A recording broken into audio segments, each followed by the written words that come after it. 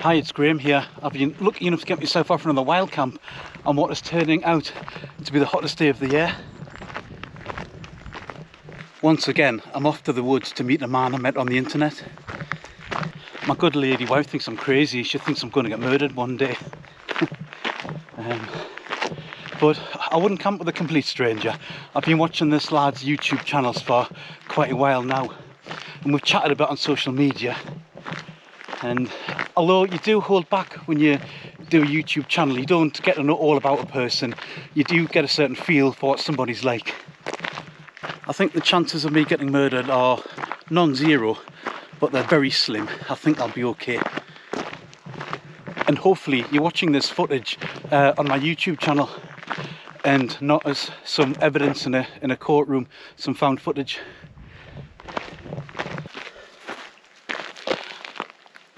So I'm heading to Spithope Bothy to meet the Backpacking Geordie. I don't think we're going to stay there, but it's somewhere easy to meet. It's nice and cool. We can get a brew there, refill our water bottles before I hike on and find somewhere to spend the night. What a glorious day and absolutely beautiful valley this is. It's always one of the quieter valleys in the Cheviots, and it's just beautiful to be here. I don't think there's a soul for miles. Well, unless the Backpacking Geordies around the next tree or something. And look at that sky, absolutely gorgeous. Don't believe it, I've just got a storm alert on my Garmin, and I know there's a risk of thunderstorms over the whole of Scotland and north of England, and I've always said that is the only circumstances I wouldn't camp out in. So I hope that's just the watch being oversensitive. I can't see any suspicious clouds.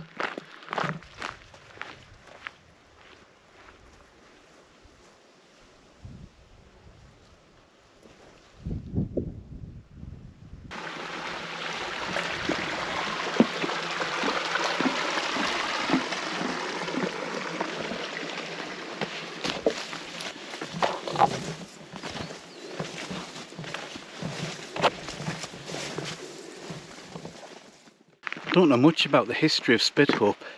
It's situated on an old drove road that leads from England to Scotland across the border, and there's was a walled enclosure at the back, and I can imagine it's where your herd would safely overnight, safe-ish from wolves, while you took a rest in the bothy.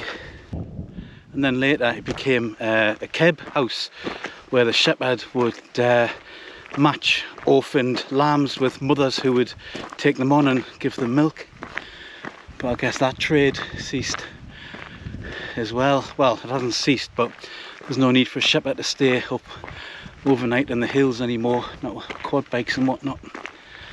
And then I guess it probably undisturbed in the forest for a long time until it was discovered and made into a bothy. And for my money, it's one of the best bothies in Northumberland. It's a cracking little place. The only disadvantage is that it's really small. So if you've got, if you meet somebody there, you've got to get on with them. And there's a massive bunch of mint out here. So I'm actually going to take a bit of some of my tea later on. You'll see what I mean later. So we've hiked on a few miles from Spithope now, up this big hill, and it's Spithope. I met a friendly face. It's none other than Phil, the Backpacking Geordie himself, and he's got a cracking channel, usually out with his little dog Kylo, and I'll leave a link in the description, but give him a sub, because his channel's rocketing at the minute, and it must be because he's such a good videos.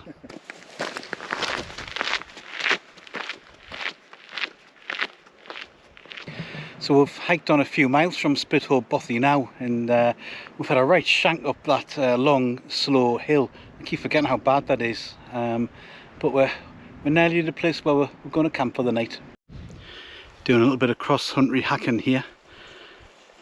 Just a short distance, but it's as dry as it's ever going to be, and I'm glad, because this place is full of sphagnum moss, and undoubtedly normally it would be soggy as anything, wetter than a flamingo's foot, but it's okay at the moment.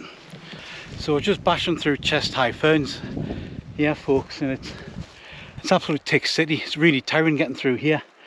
I think in the morning we're just going to take a longer but easier route. I hope I haven't put Phil off camping with me again. We're thankfully through the ferns now, and what a remarkable view we've been rewarded by here. It's absolutely gorgeous in that low summer sun. Absolutely amazing.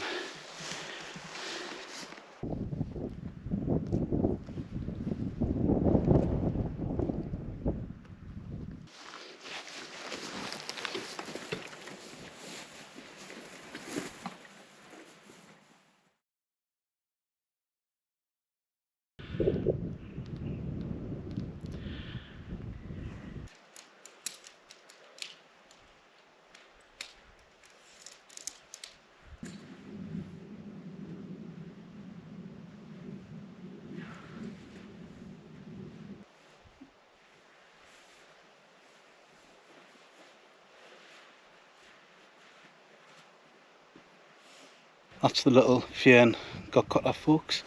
It's a nice little tent. Got it for a bargain price of £150, and the only thing I'm not keen on is I don't think the fabric at the front is cut quite right, because I can never get that totally pitched, and when it's windy it just bows the whole thing right in. But fortunately it's not windy today.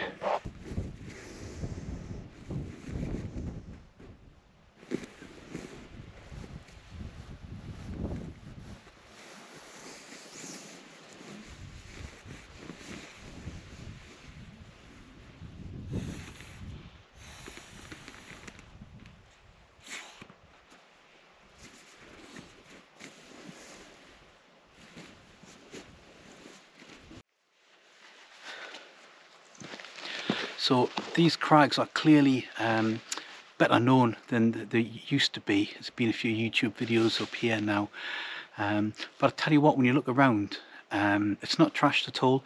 There's no fire scars, there's no rubbish, and you know, it tells me that there's been respectful campers up here. And I think, you know, part of the reason for that is it's a canny old shank to get here. No one's going to come in and abuse the place, but for what it's worth, although they're much more well known, I'm not going to say exactly where I am. Most of you who'll be watching this, I reckon, will recognise it anyway. But we'll keep it an open secret amongst the wild camping community here. Foot stuck.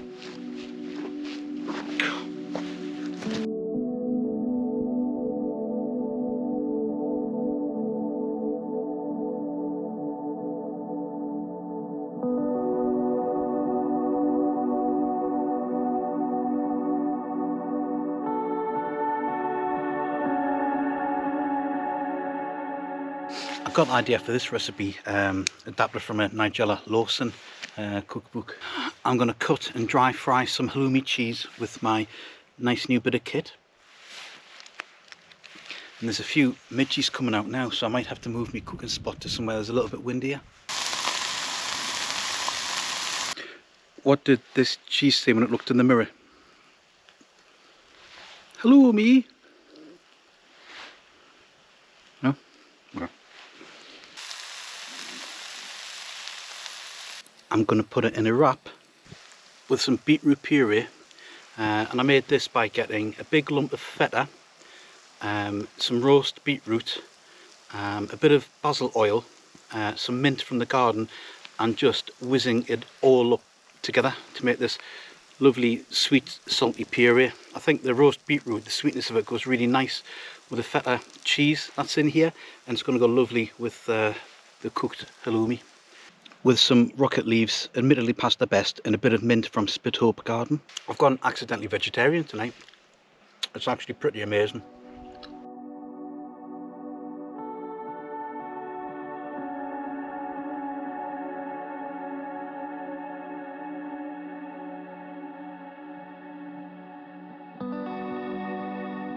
Hi folks, I've got a nice West Country IPA to try.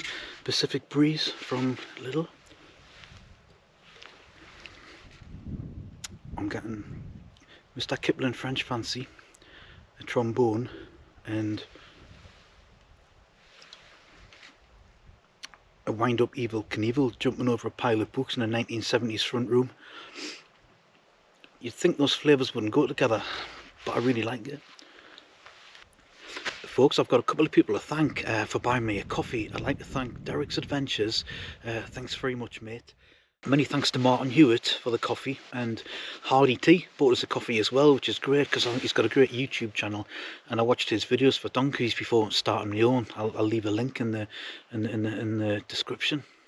One of the hottest days of the year, and the first time I've ever got to a pitch with dry shoes, and despite that the temperature just really dropped about an hour, half an hour ago, so I had my jacket on, and even then I was chilly and I was a bit dehydrated, a bit you know, cream crackered from the last couple of days. So I'm glad to be in my tent now, and the light's attracting a couple of daddy long legs up there. There he is. I don't mind them so much. It's the clegs and the midges that get me. But look, see my face.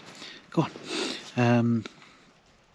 I think I'm going to sleep tonight. I really hope I do. And anyway, I'll see you in the morning, guys.